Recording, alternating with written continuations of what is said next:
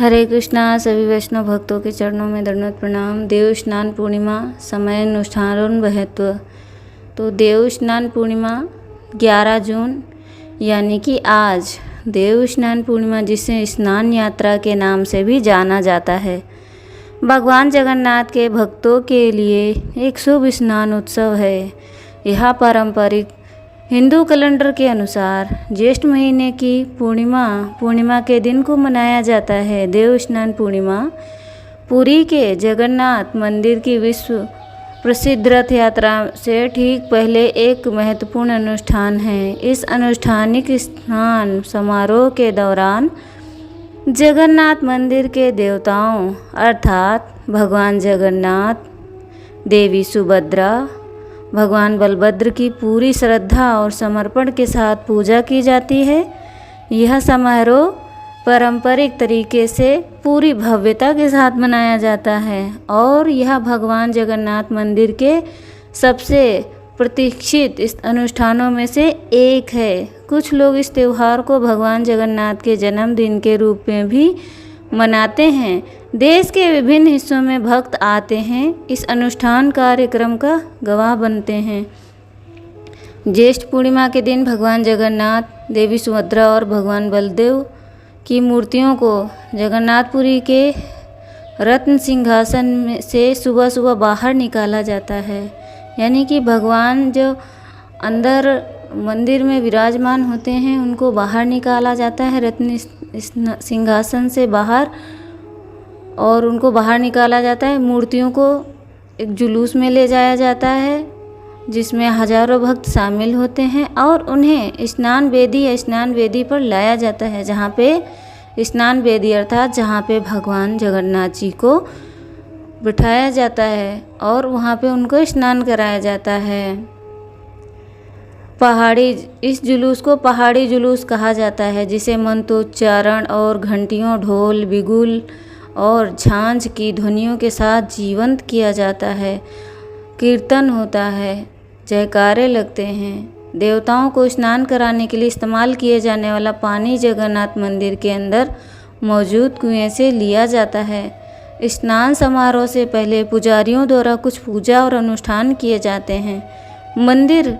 जगन्नाथ मंदिर के 3 मुख्य द्वार देवताओं को स्नान कराने के लिए हर्बल और सुगंधित पानी के कुल 108 घड़ों का इस्तेमाल किया जाता है। स्नान समारोह पूरा होने के बाद देवताओं का सदा वेशा पहना जाता है और दोपहर बाद भगवान जगन्नाथ, देवी सुभद्रा और भगवान बलदेव की मूर्तियों को फिर से हाथी वेश यानी कि गज वेश बनाया जाता है। भगवान गणेश के रूप में उन्हें पहनाया जाता है और देव स्नान पूर्णिमा के दिन भगवान को अर्पित करने के लिए एक विशेष भोग तैयार किया जाता है।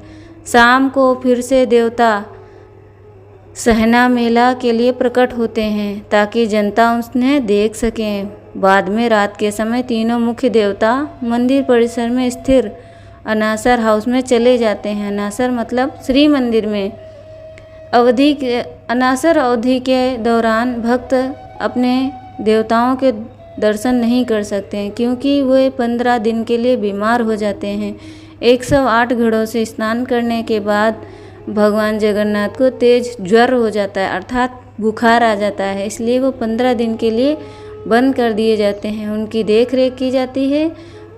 जो मुख्य पुजारी होता है उनके अलावा उनके कोई दर्शन नहीं कर सकता। पुजारी भी अपनी आंखें बंद करके मंदिर में प्रवेश करता है। उनको फिर काढ़ा और जैसे कि हल्का खाना दिया जाता है, हल्का भोग लगाया जाता है, काढ़ा दिया जाता है, जूस दिया जाता है। इन सब से भगवान जगन्नाथ 15 दिन के बाद ठीक होते हैं। देव स्नान पूर्णिमा का महत्व। देव स्नान पूर्णिमा का त्यौहार भगवान जगन्नाथ के भक्तों के लिए बहुत धार्मिक महत्व रखता है। हिंदू किंवदंतियों के अनुसार ऐसा माना जाता है कि अनुष्ठानिक स्नान यात्रा के दौरान देवताओं को बुखार हो जाता है तो भगवान जगन्नाथ 15 दिन के लिए बीमार हो जाते हैं और वो एकांतवास में चले जाते हैं। मूर्तियाँ पुनः सक्रिय होने के बाद ही सार्वजनिक दर्शन के लिए दिखाई देती हैं। जैसा कि स्कंद पुराण में उल्लेख किया गया है कि राजा इंद्रद्युम्न ने जगन्नाथ मंदिर में देवताओं की स्थापना के बाद पहली बार इस स्नान समारोह का आयोजन किया।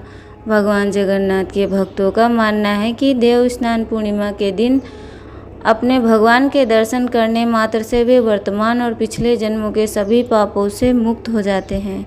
हर साल इस अवसर पर हजारों लाखों भक्त जगन्नाथपुरी में आते हैं। तो हरे कृष्णा। आप सभी को स्नान पूर्णिमा महामहोत्सव की बहुत बहुत शुभकामनाएं। तो आज आप सभी लोग अपने अपने विग्रह को स्नान करवा सकते हैं और उनकी पूजा कर सकते हैं। और भगवान बीमार होंगे तो फिर उनको काढ़ा देना है। 15 दिन के लिए भगवान बीमार होंगे। 16वें दिन नवयौवन श्रृंगार के साथ दर्शन देते हैं। अगले दिन रथ यात्रा पर निकलते हैं।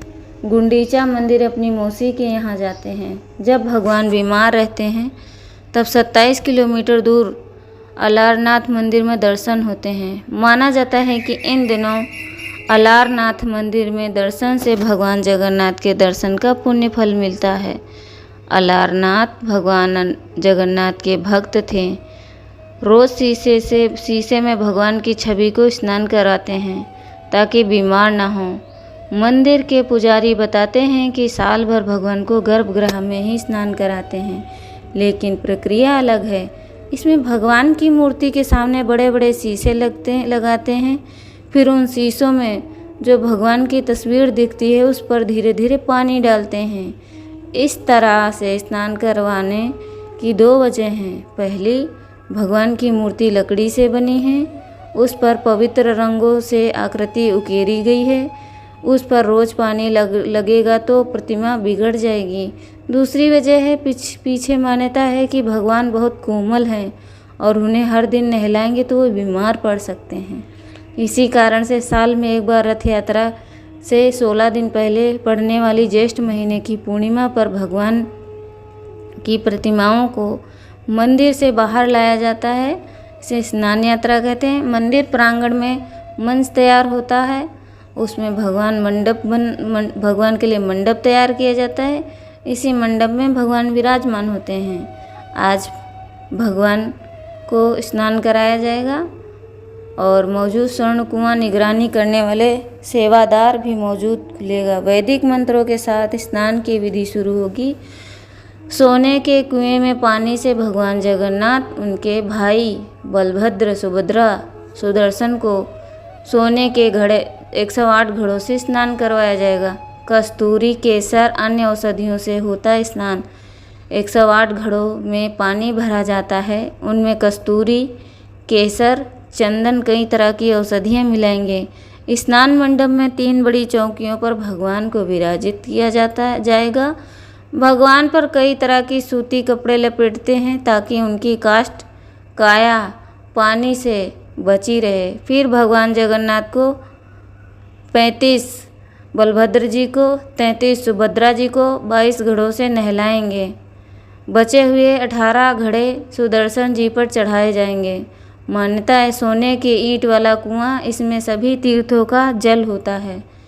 यह 4-5 फीट चौड़ा वर्गाकार कुआं है। ये जगन्नाथ मंदिर प्रांगण में ही देवी शीतला और उनके वाहन सिंह की मूर्ति के ठीक बीच में बना है। इसमें नीचे की तरफ दीवारें पर पांड्य राजा इंद्रद्युम्न के सोने की ईंट लगवाई गई थी। मंदिर के पुजारियों का कहना है कि इस कुएं में कई तीर्थों का जल है, जिसे 12 से 15 सेवक मिलकर हटाते हैं। जब भी कुआं खोलते हैं इसमें स्वर्ण ईंटें नजर आती हैं। ढक्कन में एक छेद है जिसमें श्रद्धालुओं सोने की वस्तुएं इसमें डाल देते हैं।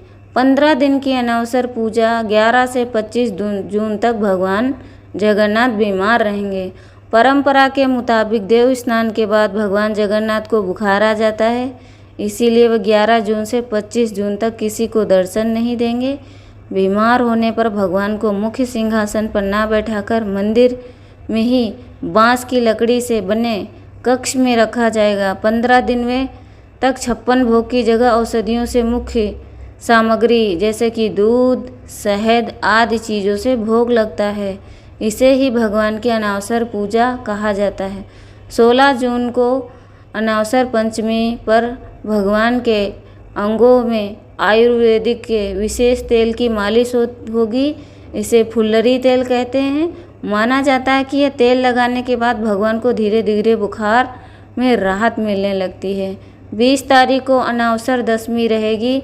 इस दिन भगवान रत्न सिंहासन पर विराजमान हो जाएंगे। 21 को भगवान के शरीर पर विशेष औषधियाँ लगेंगी, उसको खली लागी कहते हैं। 25 तारीख को भगवान के विग्रह को ठीक से सजाया जाएगा। 26 को नव यौवन दर्शन होंगे। इस दिन रथ यात्रा के लिए भगवान से आज्ञा ली जाएगी। 27 जून को सुबह गुंडीचा रथ यात्रा प्रारंभ होगी। आज की जानकारी यहीं तक, और जानकारी देंगे, तब तक बने रहें, कथा को श्रवण करें और आनंद लें। हरे कृष्णा। सभी वैष्णव भक्तों के चरणों में दंडवत प्रणाम। एक बार फिर से स्नान यात्रा महामहोत्सव की जय। स्नान यात्रा महामहोत्सव की आपको बहुत बहुत शुभकामनाएं। हरे कृष्णा।